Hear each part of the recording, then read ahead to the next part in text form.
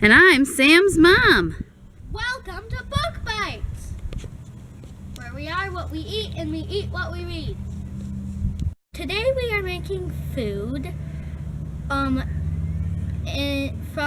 Little House in the Big Woods by Laura Ingalls Wilder. It's where the author's childhood in a little house in the big woods. And it was really different back then. If you didn't know, they didn't have electronics back then, so if you didn't, there you go. And it was a long trip to the grocery store, but they barely used it. They had to grow their own crops and hunt their own meat. Today we're going to be making our own butter. And speaking of differences, they lived in log cabins like this one at the Cookbook Nature Center.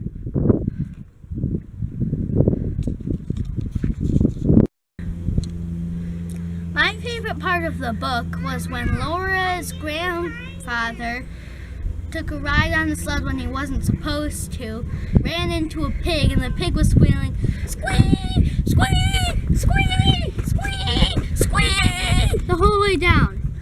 They got in trouble because, of course, his dad heard the squee, squee, squee, squee, squee.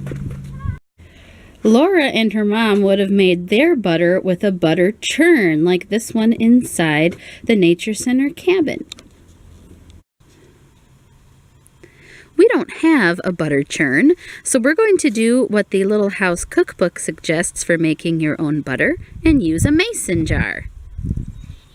So here we are back at home again, and we're going to show you the things that you need. And they are salt, heavy whipping cream, shredded carrot, and milk.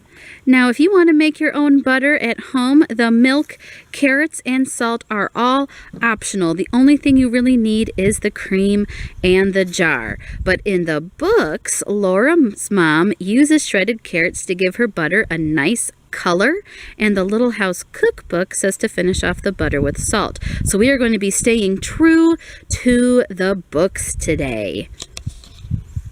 The first step is to heat up your milk and your carrots until the milk turns nice and orange.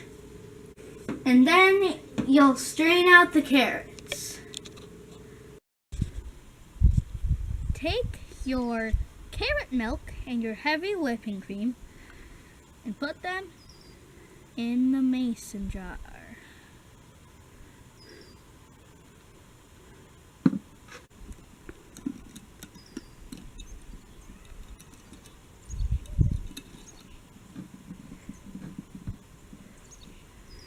All right, what do you do next, Sam? You shake.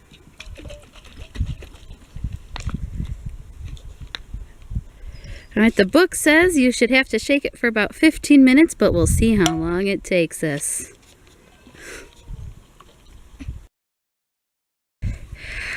All right, we've been shaking it for, I think, about 15 minutes, though I'm not timing it exactly. So let's open the jar and see what we've got.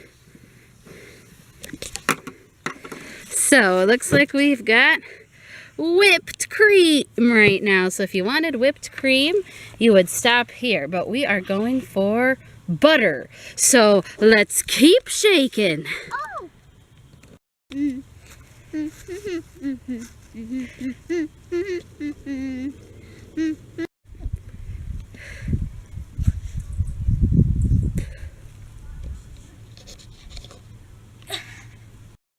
All right, upon rereading the cookbook, it said after about 15 minutes of shaking, you would have a thick sludge, aka whipped cream, and to keep shaking it after that until the butter solid separated from the buttermilk. So we probably shook it for about 10 more minutes after those first 15, and see the big difference? Now we have butter solids and buttermilk. So Sam, the next step is to pour that into the strainer to separate the solids from the buttermilk. I'll hold it.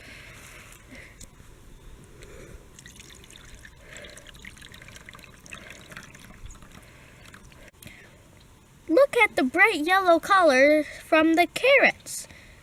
All right, so the next step is to put the butter in a bowl and pour a little bit of clean water on it. And then you're going to knead the butter until the water turns cloudy, and you then strain it again and keep repeating this process until the water is clear. So, our water ran clear the last time we kneaded it. It was 4 times, I believe. We added a little bit of salt, and now we're gonna test it on our bread.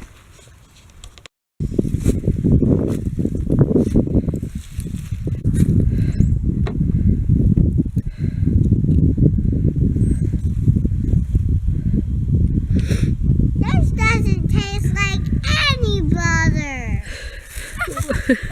What do you think, Sam? How's the homemade butter?